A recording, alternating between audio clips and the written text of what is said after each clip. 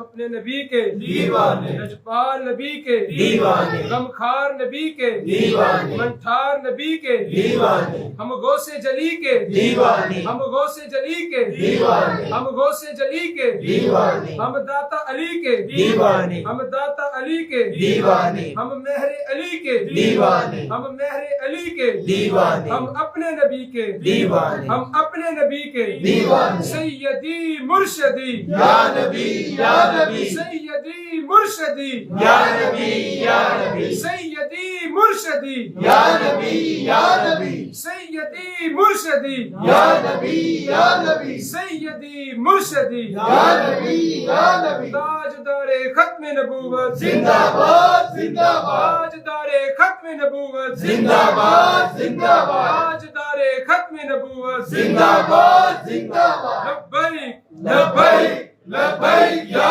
रसूल अल्लाह, लब्बैक, लब्बैक, लब्बैक या रसूल अल्लाह, लब्बैक, लब्बैक, लब्बैक या रसूल अल्लाह, लब्बैक, लब्बैक, लब्बैक या रसूल अल्लाह, लब्बैक, लब्बैक, लब्बैक या रसूल अल्लाह, लब्बैक, लब्बैक, लब्बैक या रसूल अल्लाह। अस्सलातु वस्सलामु अलैका या सय्यदी या रसूलल्लाह व अला आलिका व अस्हाबिका या सय्यदी या हबीबल्लाह। अस्सलातु वस्सलामु अलैका या सय्यदी या रसूलल्लाह व अला आलिका व अस्हाबिका या सय्यदी या हबीबल्लाह। अस्सलातु वस्सलामु अलैका या सय्यदी या रसूलल्लाह व अला आलिका व अस्हाबिका या हबीबल्लाह।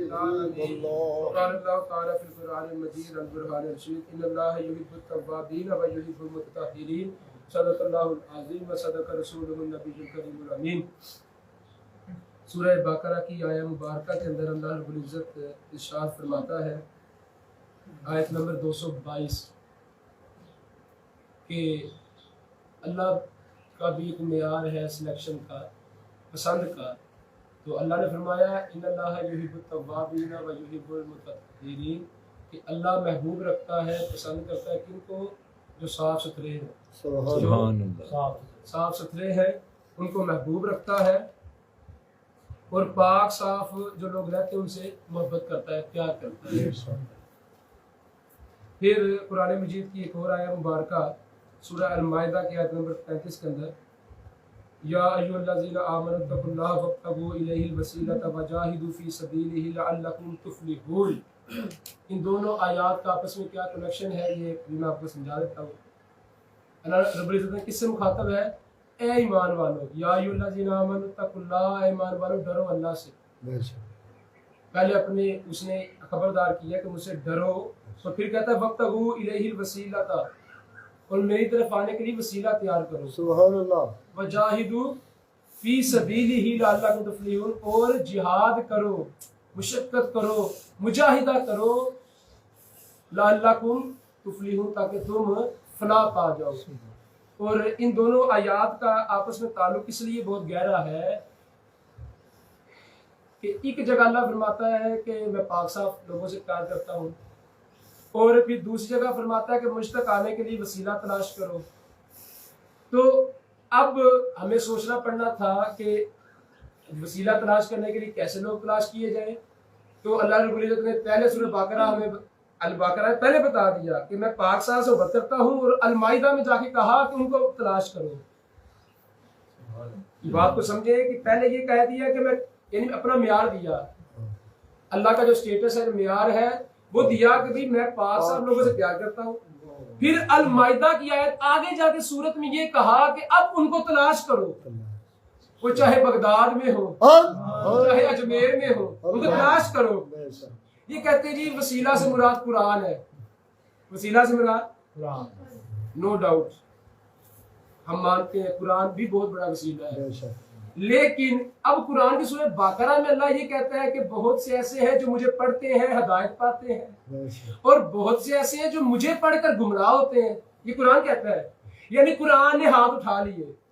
اب ان دونوں آیات کے بعد سمجھا رہا ہوں بات، قرآن نے ہاتھ اٹھا دیے کہ نہ جو مجھے وسیلہ سمجھتے ہیں ان کے لیے ہاتھ اٹھا دیے کہ بھائی میں وسیلہ نہیں ہو سکتا، میں کامل وسیلہ کیسے ہو سکتا ہوں؟ میں تو خود کہہ رہا ہوں کہ جو کچھ مجھ کو پڑھ کے ہدایت پاتے ہیں اور کچھ مجھ کو پڑھ کر وہ گمراہ ہوتے ہیں.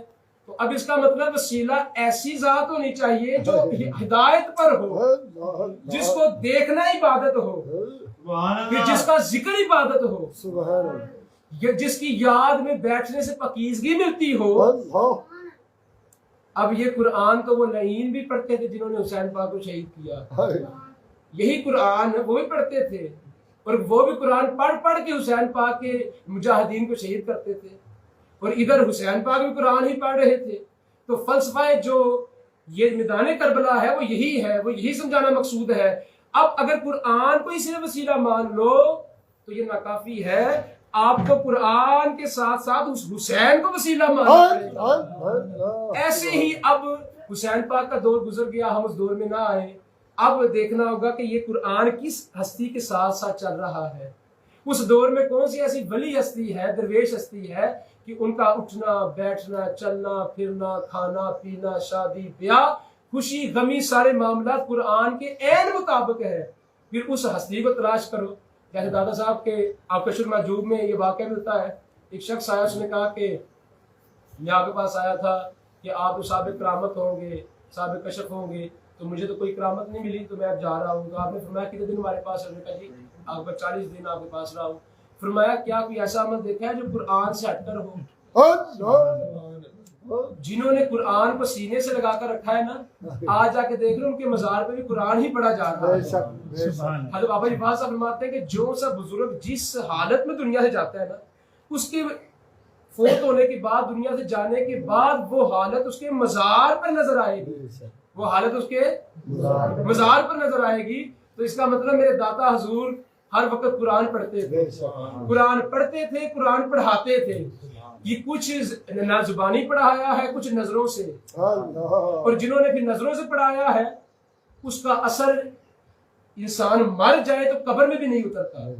آپ دیکھیں نا, یہ ایک عجیب بات ہے کہ شہادت جو ہے اس میں تکلیف تو ہوتی ہے, مرنے کے وقت تکلیف ہوتی ہے, لیکن یہ ایک عجیب منظر آپ کو نظر آئے گا صحابہ کا کہ تلوار چومتے جاتے ہیں, حضور کا ہاتھ چومتے جاتے ہیں, شہید ہوتے جاتے ہیں, سر بھی کٹ رہے ہیں بدن پہ. ایک جب غزوہ ہوا اس کا ایک صحابی کو جو ہے 70 زخم آئے جسم پہ, ہمیں ہلکا چیرا آ جائے تو اس کی تکلیف نہیں جاتی, 70 زخم آئے تھے. اور حضور نے جب ہفتے بعد 2 ہفتے بعد اعلان فرمایا کہ ایک اور محاذ ہے چلے, تو وہ صحابی اٹھ کھڑے ہوئے, وہی جن کو 70 زخم آئے تھے. یا رسول اللہ چلے. یہ فرق سمجھا رہا ہوں, ایک ہے قرآن پڑھانا, ایک ہے پلانا. یہ جنہوں نے نظروں سے قرآن پلایا ہو 70 زخم کھا کر بھی وہ کہتے ہیں چلیں. وہ نشہ ایسا ہے کہ وہ لحد میں بھی نہیں اترے گا, لحد تو دور کی بات حشر میں بھی نہیں اترے گا. تو یہ بات کو سمجھیں. اب یہ وسیلہ تلاش کریں, اور سب سے اکمل ہستی جو وسیلہ ہے وہ رسول اللہ کی ذات ہے, جو قرآن کی عملی تفسیر ہے. چونکہ حضور کا دور ہم سے گزر چکا, اب ہمیں ایک طریقہ دے دیا گیا ہے کہ جو اولیاء امت ہے ان کو تلاش کرو. اور جو لوگ یہ کہتے ہیں پیر کا عمل نہیں ملتا, یا کچھ ہوگا جنہوں نے بیعت نہیں کی ہوگی, تو جنہوں نے اب تک بیعت نہیں کی وہ یہی الزام دھرتے ہیں جی دور بدل گیا ہے, اب تو جعلی پیروں نے منڈیاں لگا رکھی ہیں. نہ, بابا واضح فرماتے تھے سب سے پہلے تو جو مرید ہے نا اس کا سچا ہونا ضروری ہے. حضور غوث پاک کا ایک میں نے یہاں پہ لیسن بھی ایک محفل میں سچا اور جھوٹے مرید کے اوپر لیسن بھی ہم نے اس کو ڈسکس ہو چکی ہے بڑی تفصیل سے, کہ جب تک آپ صادق نہیں نہ ہوتے پیر صادق نہیں مل سکتا. یعنی یہ ایسی ہے کہ پیاس اگر آپ کو نہ لگی ہو تو پانی تک آپ کیسے جائیں گے بھائی؟ وہ پانی کبھی چل کر خود نہیں آیا, ہمیشہ پیاسا پانی کے پاس گیا ہے. بلبل باغ میں آتی ہے, باغ بلبل کے پاس نہیں جاتا. تو ایسے ہی مرشد آپ کے پاس نہیں آئے گا, آپ مرشد کے پاس جائیں گے, لیکن تب جب آپ کی اندر طلب سچی ہوگی. تو قرآن نے ہمیں طریقہ بتا دیا کہ وسیلہ تلاش کرو. اب یہ اللہ کا حکم ہے وسیلہ تلاش کرو. میں یہ نہیں کہتا بیعت فرض ہے, یہ سنت عمل ہے. اس کو ہم جو اپنے فرائض میں نہیں رکھ سکتے, کیونکہ سنت عمل ہے. حضور نے بیعت فرمائی ہے تو اس کے حوالے سے یہ سنت عمل ہے. اگر آپ کرتے ہیں تو ثواب ہے, نہیں کرتے تو گناہ کوئی نہیں. لیکن اب اللہ کے تک اگر جانا ہے, اللہ کا خوف پیدا کرنا ہے, مجاہدے کی طرف جانا ہے, تو اس کے لیے درمیان میں ایک وسیلہ ہے, وہ آپ کے مرشد کی ذات ہے. وہ فیض وہاں سے لے گی, وہاں سے فیض آیا گنبد خضرا پہ, وہاں علم نشرہ والے سینے سے پھر وہ جو سلسلہ کڑی در کڑی چلتا جائے گا اور آپ کے مرشد کے سینے تک فیض آئے گا. پھر آپ کی جتنی کیپیسٹی ہوگی, آپ کا جتنا ظرف ہوگا, اتنا فیض آپ کے سینے میں ڈال دیا جائے گا. اور اگر آپ کا ظرف بھی چھوٹا ہوگا, یہ جیسے بابا فرید رحمۃ اللہ تعالیٰ کے پاس سید نظام الدین اولیاء عزیز البخش آئے نا, تو آپ کے ساتھ ہی خلافت دے دی, نواز دیا. جو اور مرید بیٹھے تھے جو 20-20 سال سے بیٹھے تھے, حضور یہ کیا بات ہے, فرمایا کہ تم اس سے جلو نہیں, حسد نہ کرو, یہ نظام الدین کی لکڑی خشک تھی, آگ لگائی لگ گئی. میں تو کوشش کرتا ہوں کہ تمہیں بھی جلاؤں, آگ لگاؤں عشق سے, لیکن تمہاری لکڑی گیلی ہے, وہ دھواں دے جاتی ہے. جو لوگ کہتے ہیں مرشدوں سے فیض نہیں ملا, ان کے لیے بھی سبق ہے, اپنا ظرف تو اعلیٰ کرو. جیسے کہ ایک بات میں آپ کو سناتا چلوں, حضرت باعزید بستامی رحمۃ اللہ تعالیٰ کے مرید نے خواب دیکھا کہ ان کے پیر کی شکل سور کی شکل کی ہے, معاذ اللہ. وہ بہت گھبرایا کہ میرے پیر کا شاید ایمان غارت ہو گیا ہے, میرا پیر کا ایمان چلا گیا ہے. وہ صبح آیا, حضور میں نے خواب دیکھا. میں کیا دیکھا؟ فرمایا کہ حضور بتانے والا تو نہیں ہے. میں بتاؤ. انہوں نے کہا جی میں نے دیکھا آپ کی شکل خنزیر کی قدر. آپ نے فرمایا کہ اس میں گھبرانے والی تو بات ہی نہیں ہے. میں کہا حضور وہ کیوں؟ میں کیونکہ میں آئینہ ہوں, میں شیشہ ہوں تمہارے لیے, تم نے مجھ میں اپنا آپ دیکھا ہے. اللہ, وہ شکل خنزیر کی میری نہیں, وہ تیری ہے, فکر کر, تو فکر کر. یہاں پہ لوگوں نے اس کو بھی مذاق بنا لی, طریقت کو مذاق بنا لیا ہے. پیر پکڑنا اس لیے نہیں, پیر اس لیے نہیں پکڑنا کہ بیٹا ملے گا, کاروبار ملے گا. بابا حفاظہ فرماتے تھے کہ یہ لازمی نہیں کہ جب اللہ آپ کے پاس آ جائے تو آپ کے پاس مال آ جائے. یہ بھی ممکن ہے کہ اللہ پاس آ جائے تو مال چلا جائے, فاقہ آ جائے. یہ نہیں کہ پیر پکڑا تھا, لو جی 3 فیکٹریاں تھی, اب تو جناب 3 کیا 1 بھی نہیں رہی, لوگ پیر چھوڑ آتے ہیں. لہٰذا یہ فلسفے کو بھی اب ہم کسی محفل میں اس فلسفے کے اوپر ڈسکس کریں گے کہ جناب طریقت ہے کیا, اس کی روح کیا ہے, اس کا مغز کیا ہے. تو یہ جو ہے نا اللہ صاف ستھروں سے محبت کرتا ہے. اس کے اوپر ایک حدیث سنیں, اس کے بعد بات کرتا ہوں. حضور تاجدار مدینہ صلی اللہ علیہ وسلم صحابہ کے ساتھ جا رہے ہیں, 2 قبریں دیکھیے عذاب ہو رہا ہے. یہ لیسن جو میں اب حدیث سنا رہا ہوں, یہ حضور غوث پاک کی کتاب سر اسرار کے حوالے سے یہ سبق دے رہا جو حضور غوث پاک کی تعلیمات ہے. آپ نے دیکھا کہ 2 قبروں کو عذاب اور صحابہ کو فرمایا نیچے اترو. اور مزے کی بات ہے کہ حضور علیہ الصلوۃ والسلام پہلے نہیں اترے. حضور علیہ الصلوۃ والسلام کی سواری مبارک بدکی ہے, اچھلی ہے, کچھ دیکھ کر اچھلی تھی, کچھ دیکھ کر. حضور نے میں صحابہ نیچے اترو, یا رسول اللہ میں یہ جو میری سواری بدکی ہے نا, اس لیے بدکی ہے کہ انہوں نے دیکھا ہے کہ 2 قبر والوں کا عذاب ہو رہا ہے. جو نبی جس سواری پر بیٹھ جائے وہ زمین کے نیچے دیکھ سکتی ہے. تو میرے آقا و مولا تاجدار مدینہ زمین کے نیچے جا کے اوپر کیوں نہیں دیکھ سکتے؟ یہ اتنے بات عقیدہ کہ سواری کو یہ اللہ نے علم دے دیا, نظر دے دی, اور پھر جن کی وجہ سے ہمیں نظریں مل رہی ہوں. پیر سے شبیر شاہ رحمۃ اللہ تعالیٰ کا کل ایک کلپ تھا, وہ بھی آپ کے سماعتوں کی نظر کر لیں. وہ کہتے ہیں کہ مولوی نے جنت نہیں دیکھی, مولوی نے دوزخ نہیں دیکھی, مولوی نے جنت میں حور نہیں دیکھی, یہ مولوی نے نہریں نہیں دیکھی, مولوی نے دوزخ میں عذاب نہیں دیکھا, پھر بھی سب کچھ تقسیم کرتا ہے. یہ دوسرے مولوی تقسیم کرتے پھرتے آ جاؤ جنت لے لو, 5 منٹ کے لیے چلا لگائے نا, ذرا آپ چلا لگا لیں, آ جائے جنت ملے گی. فرمایا جس مولوی نے کچھ نہیں دیکھا وہ سب کچھ تقسیم کر رہا ہے, کسی کو دوستی کہتا ہے, کسی کو کل تو بشتی ہے. فرمایا کہ جس نے ان آنکھوں سے سب کچھ دیکھا ہو, عرش پہ خدا کو, بہشت میں حوروں کو, حور و غلمان کو, دوزخ میں عذاب کو, تو کیا وہ مصطفیٰ کو کوئی اختیار نہیں کہ وہ تقسیم کر سکے جنت, وہ تقسیم کر سکے جو ان کا دل چاہے. خود جب دل چاہے فتوے لگاتے ہیں, یہ دوستی ہے, یہ جنتی ہے, اور حضور کے اختیار کی بات آئے تو انگلی اٹھاتے ہیں ظالموں. مگر شرم کرو, وہ تو سب کچھ دیکھ کر آئے ہیں, ان کا اختیار ہے, وہ دے سکتے ہیں. تو اب جب عذاب دیکھا تو آپ نے کہا کہ نیچے تو صحابہ نیچے اترے. اب حضور علیہ السلام میں 2 ٹہنیاں لاؤ, ہری ٹہنیاں, وہ ٹہنیاں اوپر رکھی گئی. صحابہ نے اب یہ سوال پوچھا, یا رسول اللہ یہ عمل. فرمایا کہ چونکہ عذاب ہے, یہ جو ہری چیز ہے اللہ کا ذکر کرتی ہے, تو یہ جب تک ہری رہیں گی, ذکر کرتی رہیں گی, تو یہ جو اہل قبور ہے ان کو ان کے عذاب میں تخفیف ہو جائے گی, کمی ہو جائے گی. تو اس لیے اس امید پہ رکھی کہ اللہ ان پہ کرم کرے گا.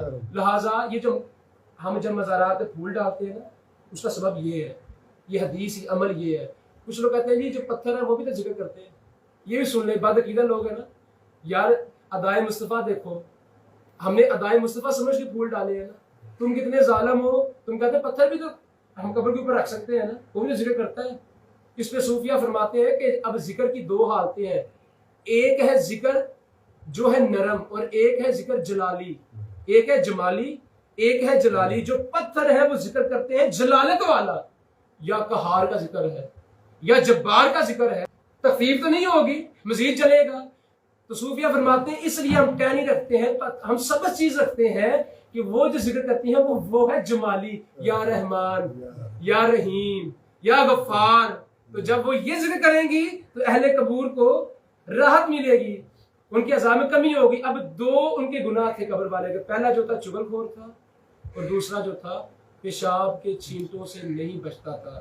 मेरे आका मुझे ज़ुल्फ़ों से पाक की महफ़िल था, और मैंने समझा कि हमारे माशरे में बहुत बड़ा ये अलमिया है कि हर जगह पेट्रोल पंप्स मौजूद होते हैं। 1-2 किलोमीटर के बाद, 5 किलोमीटर के बाद, 10 किलोमीटर का पेट्रोल पंप आता है। वहाँ पे वॉशरूम का तहारत का भी बंदोबस्त किया गया होता है, क्योंकि मुसलमान कंट्री है ना। लेकिन अलमिया ये है, अफसोस होता है कि अक्सर मैं गुजरा होता हूँ कि पेट्रोल पंप लोग छोड़ के आगे जाके बैठ के पेशाब कर रहे, और हजूर फरमाते छोटे से गुनाह थे उनके, यानी चुगली करना हम कुछ बुरा नहीं समझते और पेशाब के छींटों को भी हम कुछ नहीं समझते। तो आइए, अल्लाह ने एक है जारी सफाई की बात नहीं, बात नहीं सफाई का चैप्टर फिर कभी, कम से कम जारी सफाई तो हम अपनी अच्छी करें, पेशाब के छींटों से बचे। आज के बाद ये नियत कर लें कि हमने अगर पेशाब करना है तो वाशरूम जाए, हम सड़कों में ना बैठे, हमने तहारत की अपना ख्याल रखना है। अब आखिर पे जिक्र करेंगे क्योंकि तुम्हारा बाब हाजिर है, और जो जिक्र करेंगे वो है ला इलाहा इल्लल्लाह का, और हज़रत इमाम अली रज़ा जिनका यौम विलादत था इस माह मुक़द्दस के अंदर। आप एक फरमान सुन लें, ये हदीस पाक आपने नकल की अपने वालिद गिरामी हज़रत मूसा काज़म से। हज़रत मूसा काज़म ने ये हदीस नकल की इमाम जाफ़र सादिक से, इमाम जाफ़र सादिक ने ये हदीस नकल की इमाम मोहम्मद बाकिर से, इमाम मोहम्मद बाकिर ने ये हदीस नकल की इमाम ज़ैनुल आबिदीन से, इमाम ज़ैनुल आबिदीन ने ये हदीस नकल की इमाम हुसैन से, और इमाम हुसैन ने ये हदीस नकल की हज़रत मौला अली से।